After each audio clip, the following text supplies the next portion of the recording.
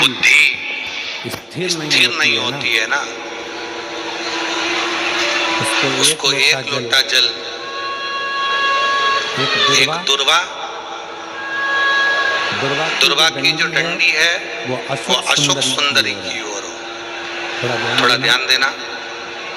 कई लोग कहते हैं कि मेरे पति की बुद्धि स्थिर नहीं रहती, कोई कहता मेरी पत्नी की बुद्धि स्थिर नहीं रहती, कोई कहता बेटा की बुद्धि स्थिर नहीं है, कोई कहता बेटी की बुद्धि स्थिर नहीं है। कई डॉक्टर कह देते हैं कि इसको मिर्गी का दौरा आने लगा या इसको ये दौरा आने लगा। तो उस समय पर थोड़ा ध्यान देंगे। ये शिवलिंग जलाधारी, ये जल बहने का स्थान, गणेश कार्तिकेय, बीच में सुख सुंदरी, ये पार्वती जी का हस्तकमल, ये शिवलिंग शंकर भगवान का प्रतीक। ऊपर से जो एक बूंद पानी गिर रहा है, शंकर जी की 5 बेटियां जया, विषहारा, शामली बारी, दौतली और देव, ये ऊपर से जल गिराते हैं। एक बेलपत्र डंडी का मुख अशोक सुंदरी की ओर, एक दुर्वा डंडी का मुख अशोक सुंदरी की ओर। और जल चढ़ाने का स्थान 3। पहला शिवलिंग का जल अगर इधर बह रहा है तो इधर खड़े होकर, दूसरा जल उसी पानी का एक ही लोटा, थोड़ा सा जल इधर से, थोड़ा इधर से खड़े होकर, थोड़ा इधर से खड़े होकर कर्ण घंटेश्वर महादेव जो कि काशी में विराजते हैं, कर्ण घंटेश्वर महादेव के नाम से 3 स्थान से जल चढ़ाया जाए और वो जल का आचमन जिसका मस्तिष्क काम ना करता हो, दिमाग काम ना करता हो, स्थिर ना रहता हो, मिर्गी के भी अगर दौरे आते हो तो उस जल का भाग उसको अवश्य दीजिए।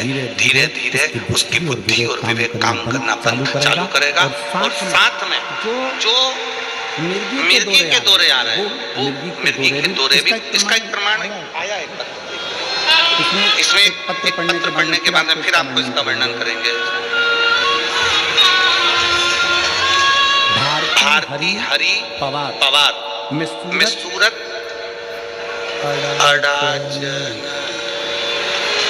सूरत तुम पढ़ के बता दो मेरे को क्या लिखा है जरा। अड़ा जन सही बोला है ना?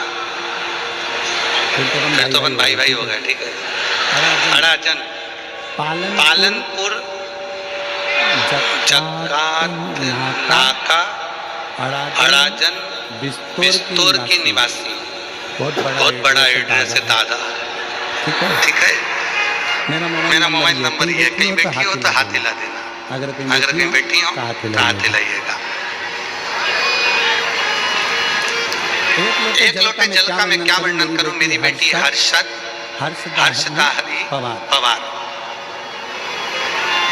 जब ये 3 साल की थी तब से इसको मिर्गी का दौरा आता है। हम बहुत परेशान थे, कई डॉक्टरों को दिखाया पर आराम नहीं लगा, फिर भी आराम नहीं आया। एक दिन मेरी माँ फोन पर भी, आप आस्था चैनल पर प्रदीप मिश्रा की कथा आती है वो सुनो, उसने बोला गांव से मेरी मौसी का फोन आया, बेटी को तबीयत पूछने के लिए। उन्होंने कहा पशुपतिनाथ का व्रत कर, तेरी बेटी ठीक हो जाएगी। बाबा मैं भगवान को मानती नहीं थी, आलू प्याज का ठेला करती हूँ, गरीबी में जिंदगी जीती। पर मेरी सहेली मिली, उसने भी बताया कि आस्था चैनल पर कथा आती है वो सुनो। एक लोटा जल महादेव पर चढ़ाने का क्या फल होता है, मैंने आस्था चैनल पर कथा सुनी, अपनी बेटी को भी सुनाई। और बीच में कथा सुनते भी मेरी बेटी को दौरे आते हैं। गुरुदेव मुझे भगवान पर भरोसा बिल्कुल नहीं था, पर पहली बार आस्था चैनल पर कथा सुनने के बाद मैंने भरोसा किया और मेरी सहेली सीहोर गई, वहां से रुद्राक्ष ला कर दिया, उसका जल शिव को चढ़ाकर पिलाना प्रारंभ करा। मेरी बेटी को मैं धूलिया कथा के पंडाल में लेकर चली गई, क्योंकि आप कहते हो कि पंडाल में बैठकर जो मांगा जाता है भगवान देता जरूर है। मैं धूलिया की कथा पंडाल में बेटी को लेकर गई, बेटी को वहां पर लेकर बैठी ही थी कि सवेरे 8 बजे बेटी को मिर्गी का दौरा आ गया। सुबह 8 बजे कथा पंडाल में जब मिर्गी का दौरा आया, पर मेरी बेटी हमेशा जब मिर्गी के दौरे में आती थी तो दिन भर पड़ी रहती थी, उठ नहीं पाती थी। उस दिन मेरी बेटी 1.5 घंटे के अंदर उठकर बैठ गई। डॉक्टरों को ले जाकर दिखाया, 15 मिनट वो तो कहते थे कि ये उठेगी, परंतु इसके साथ मिर्गी का दौरा चलता रहेगा। तब मेरी सहेली ने कहा, तू चिंता मत कर, बाबा पर भरोसा कर, शंकर जी पर, और 1 लोटा जल चढ़ाना प्रारंभ कर। और मेरी बेटी पढ़ाई भी करने लगी और 1 लोटा जल भी चढ़ाने लगी। गुरुदेव, क्या कथा के पंडाल में ऐसा क्या है? कथा के पंडाल में ऐसा क्या है? गुरुदेव,